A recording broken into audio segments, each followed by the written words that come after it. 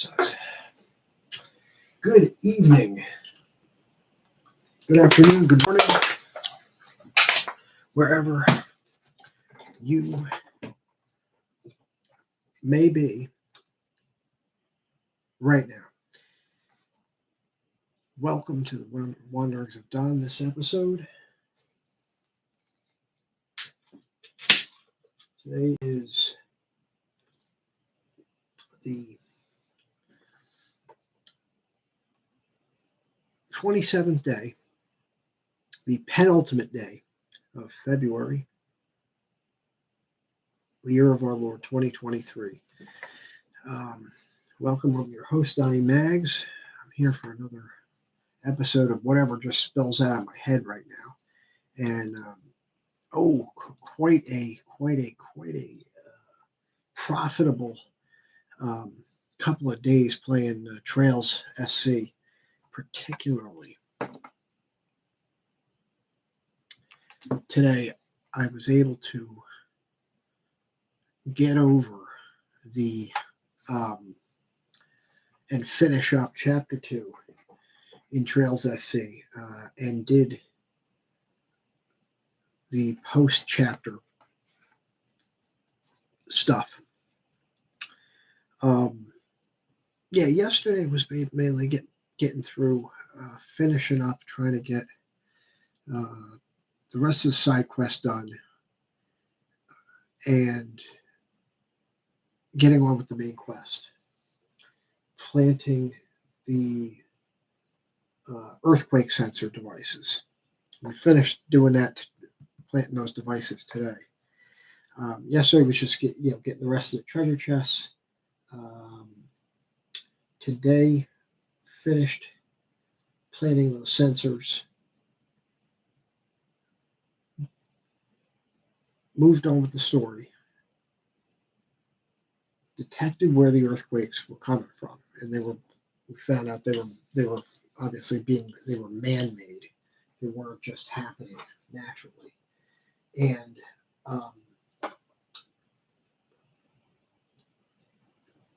we found our way down to, our team found our way down to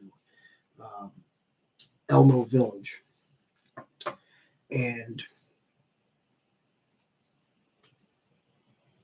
there is a cave near Elmo Village, which leads down into the earth where all the geothermal energy that gets released that heats up the hot springs, the geothermal hot springs, is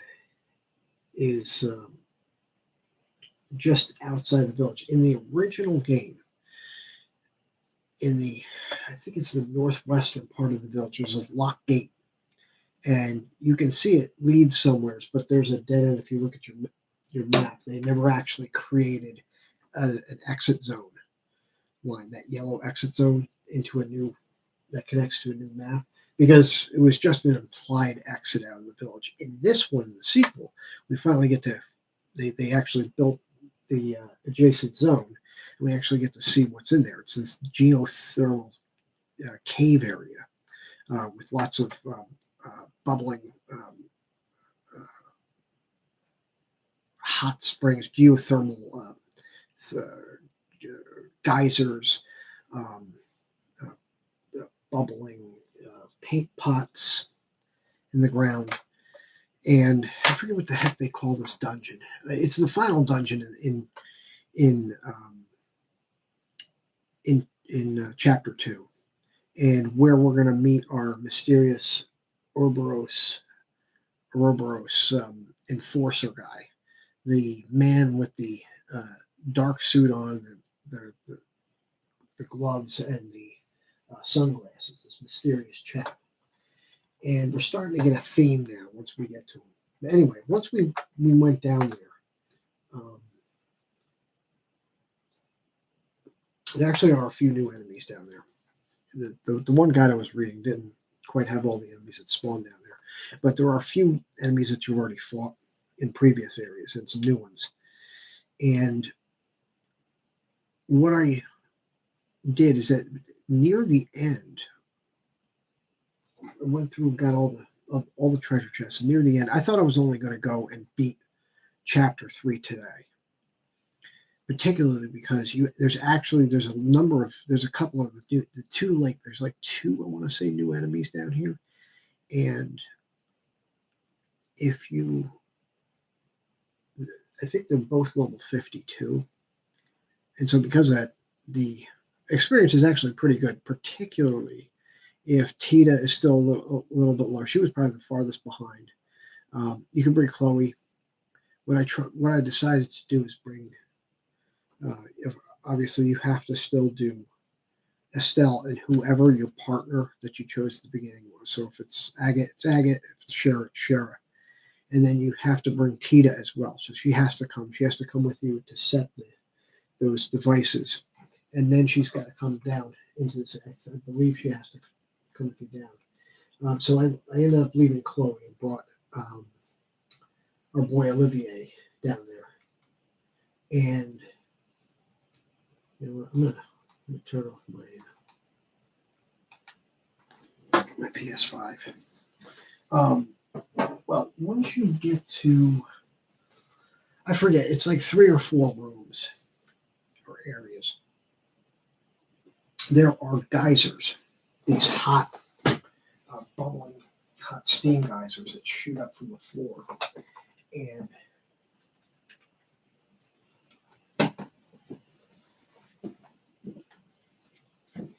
if you walk through them while they're shooting up that steam, you'll actually get hit. I think it takes around 100. I don't know if it's a percentage base, but like I did the math once, and it was like 110 points of damage.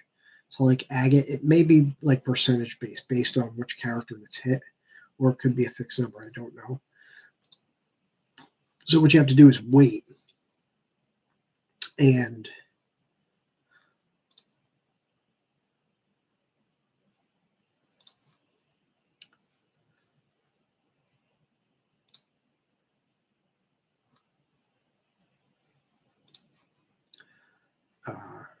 wait and then pass them and continue on your merry way. Going through here, there is, I think there's a couple of pieces of equipment. Those female only shoes, like the blue. Good grief, the blue. Blue something. It's armor, and then there's a pair. It's also, I think, Gemini boots or something that's female. I think it's female. Maybe wrong about that. And a bunch of other items. But anyway, once you get down to the bottom area, there's actually a hot spring in one part, in the most southern, kind of southwestern part of the last area before the boss. If you keep heading east, you're eventually going to go into the boss room. But if you go south, there is you'll get a small cutscene, and your characters will remark and say, "Hey, this is like a hot bath, like the hot bath, the hot spring." And during this part, when you're at this part, you also have to take into account that in Elmo, you can no longer use the hot. So remember, we did a side quest, so we got the hot spring operational, so we could use it, and you can use it anytime. What the hot spring does is it heals you to full, and it also gives you it gives you max CP. So it gives you 200 your max 200 CP. Very useful. The only thing it doesn't do is restore your EP, and it's free. However, once you hit this part in the story, it goes back to being out of service, and you can understand why. Because in the center of the town of Elmo, because of the earthquakes and whatever is going on below in these caves below the town, it's causing the hot spring and water to superheat. So there's all this steam and boiling. It's become now boiling water, far too hot. The steam is burning people. So you can't use the spring again, unfortunately, before you go down here. But once you go down into the dungeon, right before the boss room is a hot spring area, and you can actually walk in it. And you walk in, you got to make sure all four characters are in it. Because if any character's not in the spring, they won't get healed. But it actually functions like the hot spring in Elmo, in that it will heal your characters back to full health and to full CP. Doesn't restore their EP. So what you can do is use this as a nice leveling spot, and just focus on using your crafts. Do not use any of your arts. Just use your crafts. Now, of course, you could use your arts, because if you're leveling your characters, of course, when they level, they restore all their EP. But yeah, all you need to do is use your crafts, and it's far more useful to use the regular crafts rather than your S crafts, because then you'd have to, every time you did a battle, you'd have to go back down and restore. Anyway, once you go into the boss room, we're going to meet this guy. And I already forgot his damn name. Unbelievable. Oh, the Direwolf. Mr. Direwolf. This guy's an Eastern character. And he taunts you. Basically, his gospel is attached to this device, which basically forces these septum veins to like, there's veins of septum like ore all throughout the earth, and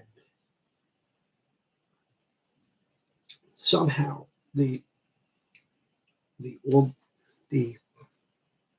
black orbment, the gospel, so that they have, supercharges the veins to cause earthquakes in different areas, because I guess it causes the septum energy to bunch up and release, it causing an earthquake in some fashion. I don't know. Just like Blue Block in the first chapter was using his to project images. And this guy admits that, hey, it's about time you got here. They're taunting with you. They have a bead of protectors, especially on Estelle, and are doing these things in different areas. Now, this is the second time. Blue Block in the first one. Now this guy, Direwolf, that they're doing two things at the same time. Testing out these orbits, these black orbits, and taunting you. They're trying to taunt you and draw you in. And just like Blue Block, that decides not to fight you, he, however, summons, or I guess the orbment, because of how he's unnaturally manipulating the septum veins, that it is caused not only to draw monsters to the area, but it's caused them to mutate. So what you fight, so the boss fight, the end of chapter boss fight, is the Abyss Worm times 5. You have to fight 5 Abyss Worms and 3 of these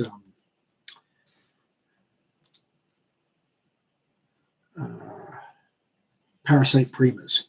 The Parasite Primas, the mosquito, the type enemy that we fought throughout the dungeon. They don't have much HP, and they don't have good defense at all. They have a little bit of agility. They're not terribly hard to hit, but being a flying enemy, they tend to have a little higher agility than normal. But what they do is they're able to, they can actually drain one of 3 resources from you, either health, and will restore their health, or they can also drain EP or even CP from you. Now, when you fight, you're going to get ambushed in a circle. So your characters are going to be in the middle. You're going to have 5 abyss worms and 3 of these primas. You have to kill the primas first, and then attack the abyss worms. Once you understand the abyss worms trick, it's an easy fight. It's not that hard of a fight at all. The trick is that if you use an all-targeting or multi-targeting ability, a spell, or rather, or craft, the abyss worms that were affected by it will automatically in their next turn use Earthshaker. Earthshaker's fairly difficult because it hits all your characters. I don't think there's, and it's like a craft. It's not a spell that they need to cast with a casting time that you can impede. It's like a craft. It's instantaneous. The problem with this is that if you hit multiple of them at the same time, and you will get multiple Earthshakers in a row, and could wipe your team if they don't have enough HP. In fact, I did get a little bit in danger of that because I had forgotten about this. Now, if you remember back to the first game, I believe there was an extermination request that had these type of enemies. This is an enemy that was in the first game because I remember. If you just what they basically do, they have a very tiny movement range, so they'll either move towards you or they'll do this lightning spell or an attack that targets only one character and actually does pretty light damage. It wasn't that much damage at all. I think they can use Earthshaker randomly. It is in their script, even if you don't use a but if you do use a multi-targeting spell, art or craft, they will guarantee that the ones that were hit by whatever you hit them with will use that Earthshaker the next time their turn comes up. So the trick is, you want to kill the 3 primas first. Then you want to focus on one at a time. You can, if you want to play a more risky game, you can use the multi-targeting attacks. But just know that you got to get in. You want to be able to time it so you can get healing in. If you have like Chloe, she has her I forget what it's called, Lichten something. Her she has an S-craft that can heal. So anyway, once you beat that, this guy actually does an attack that knocks you all down. But what's her name? Estelle gets back up, and he's actually about to kill Estelle because he was saying, you guys are weak, and I'd rather play with the fanged one. And she knows who he's talking about. Of course, that's he's talking about the Black Fang, which of course is Joshua. And so that gets her crazy. She breaks free from whatever attack, or gets up from whatever attack she is. However, right at the end, you're saved by your character, the one character you didn't bring. In this case, it was Chloe. So her bird comes in and knocks him back. And Zin, or Zane, in the PSP original, the first translation, his name was Zane. So they come in and save you. Then you go through a bunch of, he runs off, disappears with his black ornament. You go back, and now it's time to your next assignment. You've been summoned actually by the Royal Army to Grand Cell. So we're heading to Grand Cell next. However, before we go, after you get you complete chapter 2, you get the achievement. You make your end of chapter between chapter save. You see another some more cutscenes. You can either head right off to Grand Cell, or you do whatever else. If you check the Bracer request log, there's one new request that came in called Missing Person. This now is basically you start it by going to the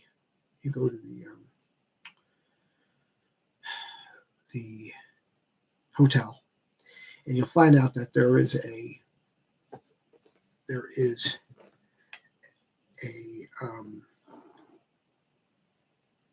guest at the hotel that disappeared, and that he said he was on his way to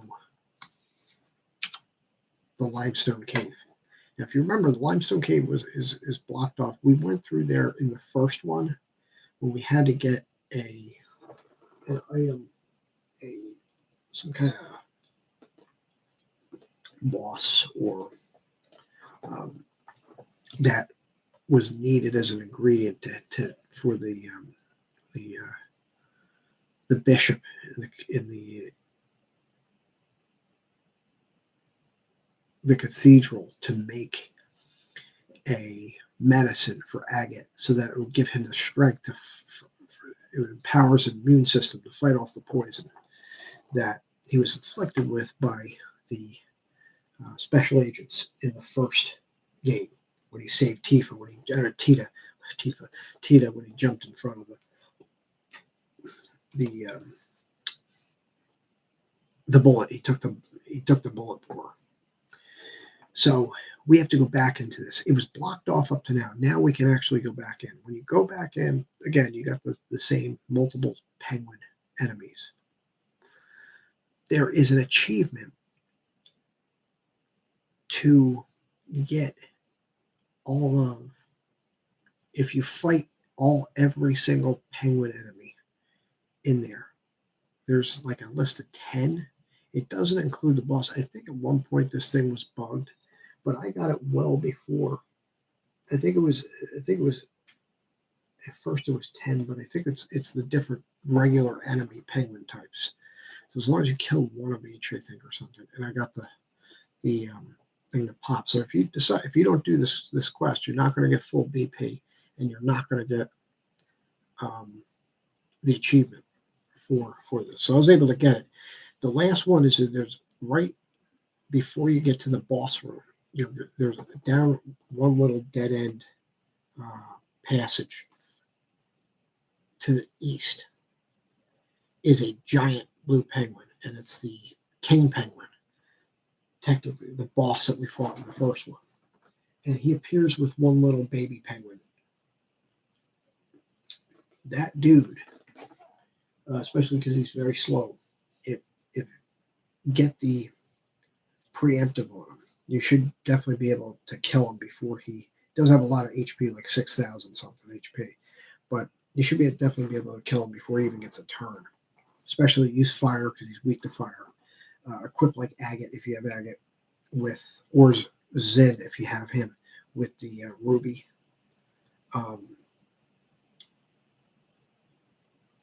Talisman,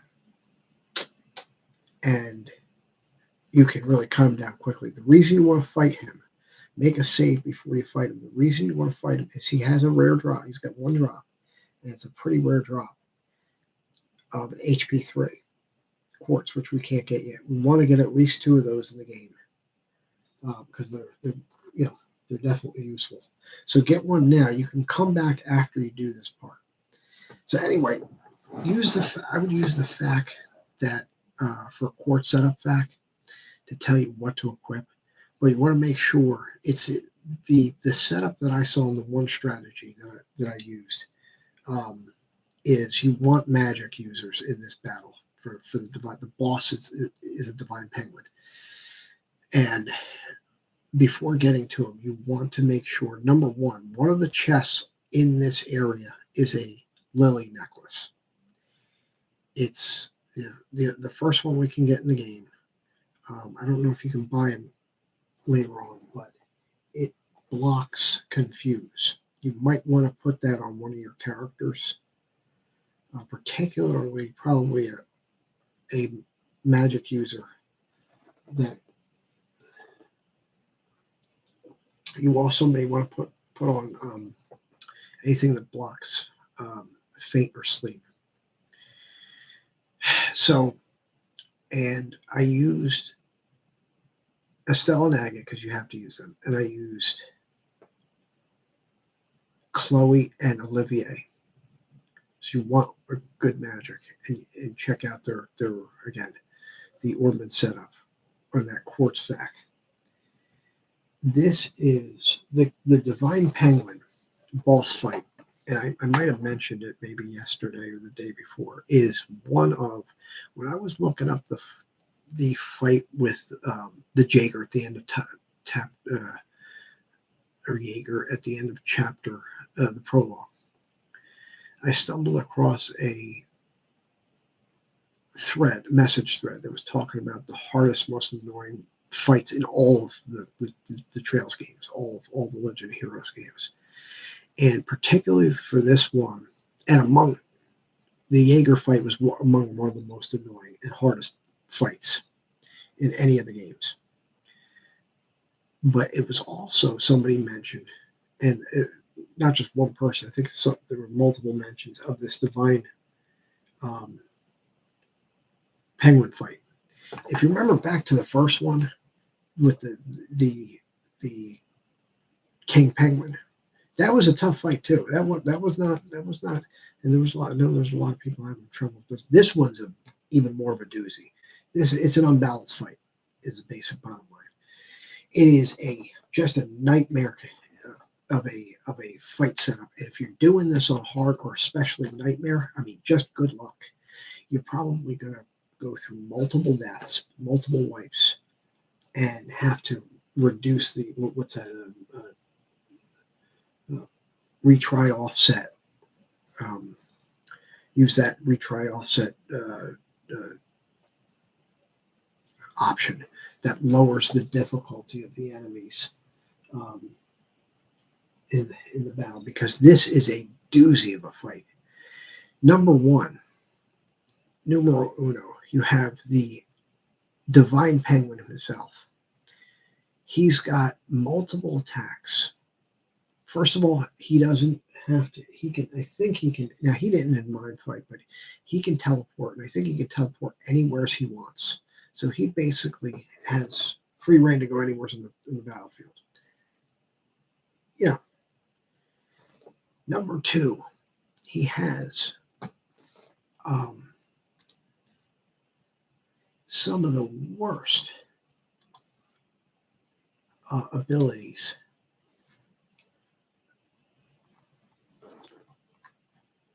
possible. He has where is he? Let me find where it is.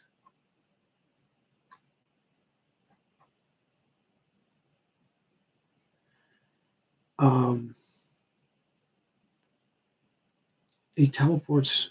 He fires a gust of wind. He's got a line of sight attack. It fires a gust of wind that puts you to sleep. I don't know. That might also cause damage. I can't remember if he used that on me. He also has a disco. He's got this disco light attack, Samba Day something, that inflicts multiple different status ailments. Doesn't damage, but it's all targeting. It doesn't matter where you are, and it's not a casting. It's not an art. He uses it instantaneously, and it inflicts confuse, and so can confuse multiple characters. One thing I did not know is that if you have Earth Guard up, it will block something like this. That's only that only inflicts status. I thought it would only inflict things that cause damage. It blocks anything, so it will take the fall. It will block the status inflicting effect. But this targets your whole team, and it's quite nasty.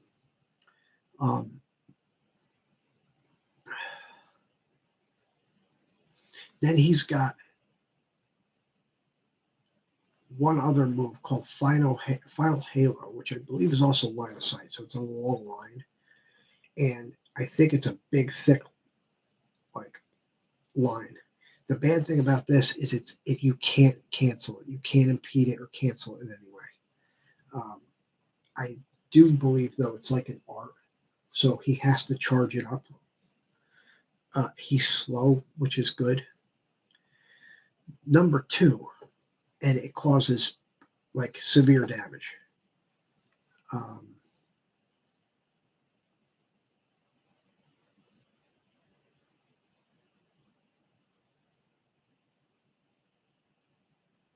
Number 2, he comes with 6 ads. It's not just bad enough that you have to deal with him. Oh, he's also has an ability to what's it called?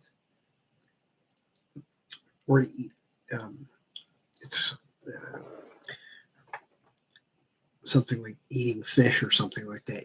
He's got a self heal. He can heal himself for it's 999 every time he uses it. He heals himself for 1,000 HP. 999 every single time he uses. I think he's got 12,000 HP. Again, I think that's based on normal. He's got normal weaknesses, so he's not weak to anything, but he's not strong to anything. That usually means you can use the 4 spells of the 4 basic elements, but that's usually better off using something like dark matter.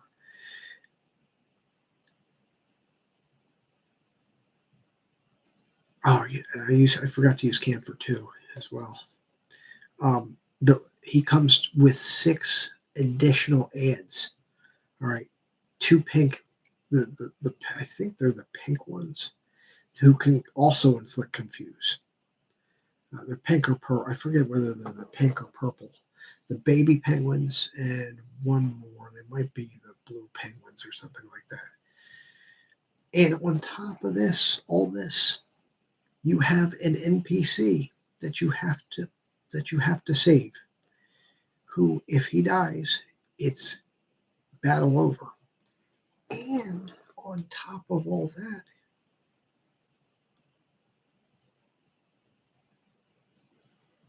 it's a surprise attack. So you're in the middle of this with the NPC in the middle with you 4 surrounding him, and all 7 penguins, the divine penguin plus his 6 buddies, moving up and attacking you in the first 7 turns. They all go first because it's a surprise attack, it's a back attack, if you will. It is a nasty fight. It just is. From all the nasty side effects, make sure you have smelling salts, and make sure you give probably one of whoever your main healer is. If you have Chloe set up the way she's set up in that quartz guide, she will have Curia. She'll have all the healing spells. Latir, Latira, Tira, and Tirol. And so she can heal everything. She can cure status effects and she can heal you. This was a doozy of a fight. I might even go in because I'm already been 33 minutes. This was a doozy of a fight. It is a bitch. But I didn't lose, but there were times, I was actually more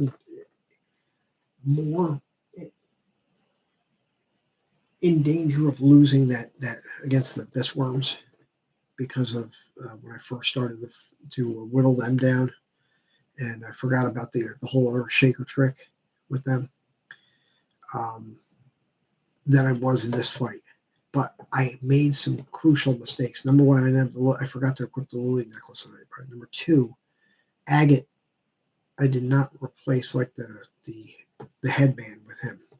So he didn't have the gladiator headband. He had the ruby talisman on because I just came from killing that stupid the king penguin who's weak to fire.